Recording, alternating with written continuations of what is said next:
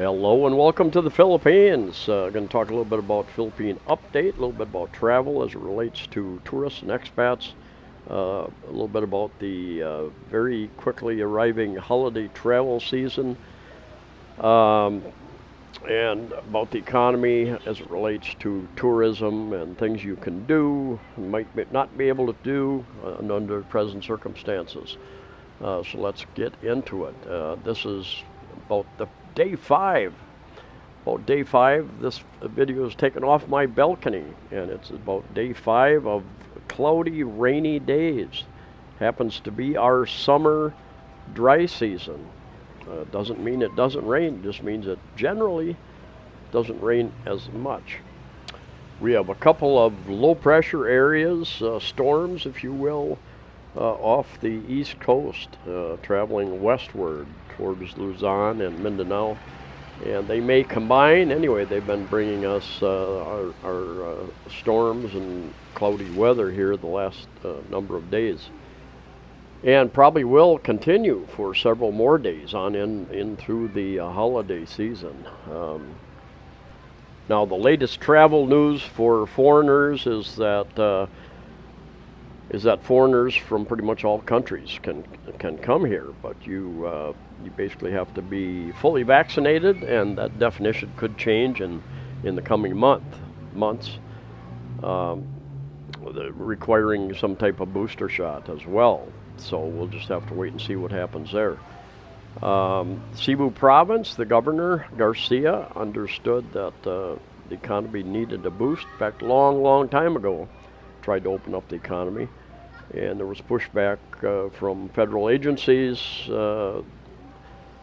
She came out and said that, in fact, unvaccinated people could fly into the Philippines directly into Cebu province and travel, but they would have to undergo a quarantine of sorts. And I haven't heard any more. I've looked for additional information. It's really going to come down to contacting your airline and see if the airline, contact your airline, your nearest embassy, consulate, and see what they're allowing. If I say something today, it could change tomorrow. If the airline isn't going to let you on the plane, then you aren't going to fly. So that is the first step to get past. What I've heard from agencies here is that we want to get a higher percentage of people vaccinated here before we're going to drop restrictions, and we'll see how that goes. And they're unlike many countries are accepting three different criteria. Number one, if you've recovered from the virus and show that you have antibodies, have a test, show that you have antibodies, which are generally stronger, much longer lasting than any of the vaccines. That would be one case where you would be allowed to travel. And some countries allow, if you have a test today shows that you have the antibodies, they allow that for 6 months. There are a few other countries that don't allow that, and the Philippines is one of that. You don't hear that discussion. But what does that mean? It means that they are denying the science that there's tens of millions. This is one of the most densely populated countries in the world, especially the cities, and virtually everybody has probably been exposed to these viruses, different variants, and have built up some resistance. And by not admitting that and using that as some criteria, adding it into helping to open up the economy, well, it just seems to go against the science as it is stated and many countries see it. The next category is those who have been what's called fully vaccinated, and that varies depending upon the country, which vaccines have been approved. The different, like here in the Philippines, a person gets vaccinated, they would only wait 30 days until they get their second shot. The UK, for instance, other countries would wait, I think, 3 months. And I've heard one doctor, Dr. John Campbell, very popular, say that, yeah, it's just crazy to get another shot within 30 days because how one shot will react to the original shot. But anyway, you can listen to him and other doctors talk about that. And the third category some countries take is if you've received a negative test, and that criteria has been going on for many, many, many months as countries started to open up. If you have a negative test, you may or may not have to do a quarantine as well for some period of time. But there were those three categories in order to travel. So I suspect that we will hear something. Here it is, the middle of the month, that by the end of the month into the early next month, which will be May or June, that we will start seeing some more movement on that, opening up and allowing additional people to travel. But I thought that was going to happen over a year ago, so we'll just have to wait and see. I am seeing more foreigners in the Philippines, but not a huge number of foreigners. I think the last article I read, they've got 200,000 foreigners that have come on since they opened up here a month or two ago to vaccinated people. And most of the people traveling have ties here. They've got a wife, they've got children, they've got some relationship with somebody. And many expats I've met tell me, yeah, I got vaccinated just so I could travel. That was the only reason.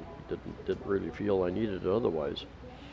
Most of the rest of the traveling public around the world will probably wait until, because there's some risk involved, obviously. You don't know if these, I think Fauci even came out this past week and said, well, we might have to start with more restrictions again if these cases keep going up.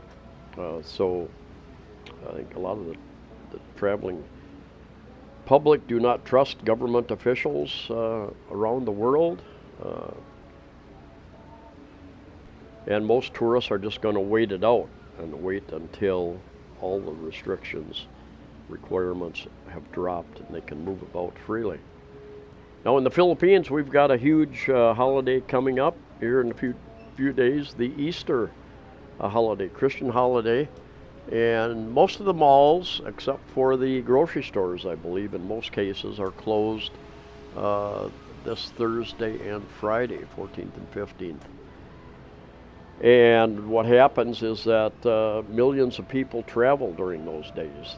Those are the days they get off. Many people work here, work 6 days, sometimes 7 days a week, long hours. They don't get regular vacations. So when there is a holiday like that, they travel back to the province. They travel to resorts someplace as a group, as a family. And that's the case. I read last week that, in fact, most of the resorts that managed to survive 2 years of travel restrictions, plus super typhoon that came through here 4 months ago. You see a fire off in the distance. Yesterday there was a big fire not very far from me, and here was a big fire. Looks like it's over in Mandawi. A little difficult to see because of the cloud cover and the rain. But anyway, me and my partner and a number of people, the partner of one of my friends, rented a bus. We're going to go down to Moal, and we were lucky enough to get one of the last rooms available at looks like a decent resort down there. So we'll just have to see. It does not have air conditioner, just a fan. So if it's a little cloudy and cooler, that's okay with me. In fact, today is like 24 degrees out right now, which is about that's centigrade, which is about 75 degrees Fahrenheit. And with a little bit of breeze with my windows open, that's actually cool for me. I prefer right around 80 degrees. And so I actually shut my window here by my desk because the breeze made it a little chilly for me. So one of the problems if a person comes here and wants to travel is a a lot of the resorts, different activities, sites closed, some permanently because of 2 years of economic travel restrictions. Those that have survived, some of them have some other issues going on. I ran into an Australian friend from. He just got back. He's got a resort up in Malapascua. He went up to check it out. He is closed presently. He says, I think he told me he saw less than 10 foreigners up there when he was up there. And that doesn't mean that's all there were, but that's all he saw when he was going around. And I think he said that usually in the past there was like 23 dive shops, big dive area up there with the thresher sharks and different places to dive. Originally there was like 23 dive shops, and I think he said there was 6 of them open presently, and a lot of them had financial issues. They sold their boats. So now he said it's going to take a long time to get things back up and running again, because people are going to have to go out and buy new boats. They're going to have to hire the boat captains, the dive instructors, the dive guides, all that sort of thing. Doesn't happen overnight. I think he said, which was good. He said his place had not been vandalized. He had a couple people taking care of it, and his place was not vandalized. He does need to replace some boats, 1 or 2 boats, and get some of the dive equipment going. He thinks it's going to take him a couple months before he will actually open up, when he can start bringing in foreigners once again, with the big question mark being that these governments don't start restricting things one more time. There's talk about they've got risk levels here for the virus, and many of the levels are level 1, which is the lowest except 0, being no restrictions, I believe. But I've even heard some agency heads say that, even if it's 0 risk, you're still going to have to wear masks. You hear silly stuff like that. Silly in my opinion many people, because a lot of the experts said that unless they finally come out and admitted that unless you're wearing a properly fitted medical grade mask, the masks do very little to stop the spread of the virus. The vaccination cards that the people get for various vaccinations. Here in the Philippines, there's some talk about putting expiration dates on those to force people to get, if they haven't had the second shot, to get a second shot. If they haven't had a booster, there's talk about forcing people to get booster shots in order to avail of certain services, be able to travel certain places. My observation is that although there are some restaurants that will have a sign up, we only serve vaccinated people. The fact is, they need everybody's business, and virtually nobody is asking for vaccination cards. That's been my observation, and the observation of many other people that I've talked to. I have talked to a few people who have taken ferries, and they said, they were asked for a card once or twice on their ferry ride. I guess it just depends upon where you're going and what line you're going, how strict they want to be. I think everybody knows by now that all the data seems to say that whether you're vaccinated or not, you can get the virus and you can transmit the virus, equal viral loads. So you have to wonder about some of the policies some of these governments put into effect. One thing with this rain we've been getting is that they've been having landslides, different places, flooding, of course. The ground gets saturated, became pretty saturated a number of months ago when we had Super Typhoon come through the middle of the Philippines. And we've had a number of good rain showers since then, and then we've had this rain off and on just about every day for the last 5 days. So I know there's one trail going from the east side of Cebu Island over to the other side that has a landslide, and I read an article that it's blocked off, but there's some motorbikes that are still trying to use it and going up there and trying to get through that area. And I've read that they're trying to get the police presence out there to stop that. I am seeing more flights, jets come in. I can see them coming into the Cebu Mactan International Airport from where I'm at, and I'm seeing more planes coming in.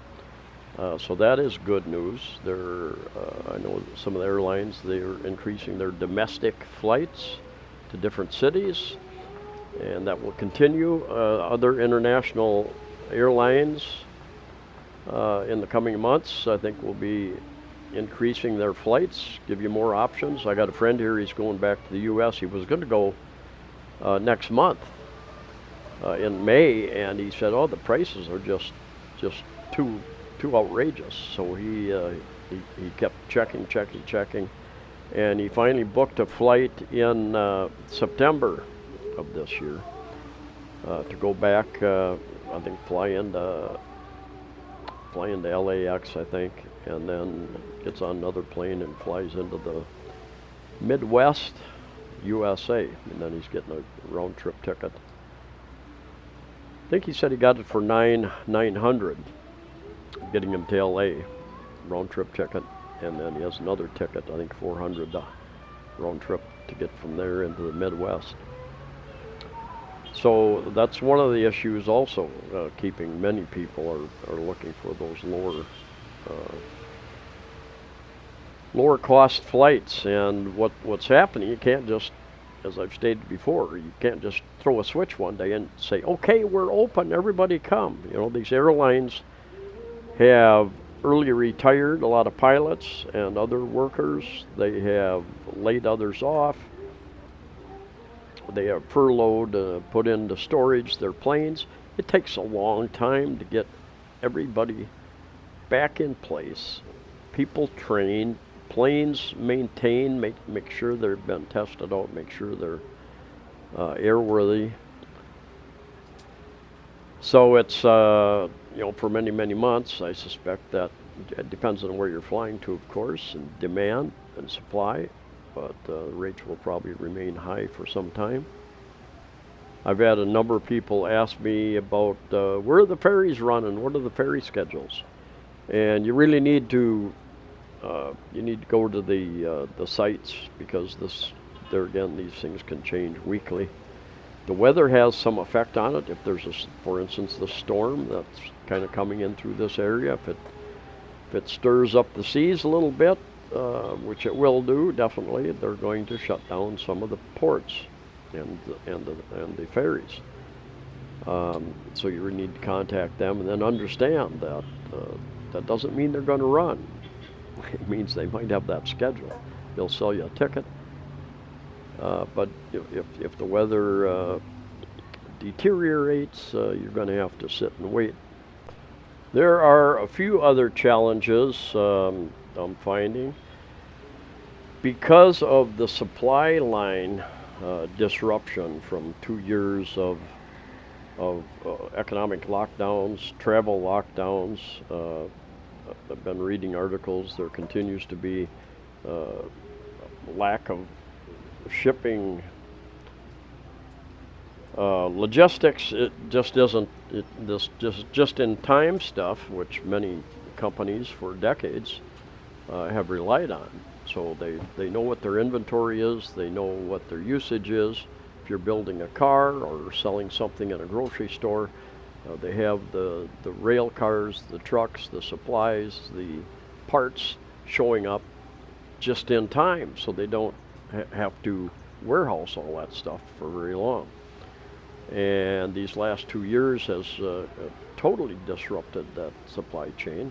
You've got other issues such as weather, various wars around the world that are also disrupting those kind of things. So I've been seeing over the last year and a half, maybe it started a year and a half ago, out of stocks are seeing that much, much more often.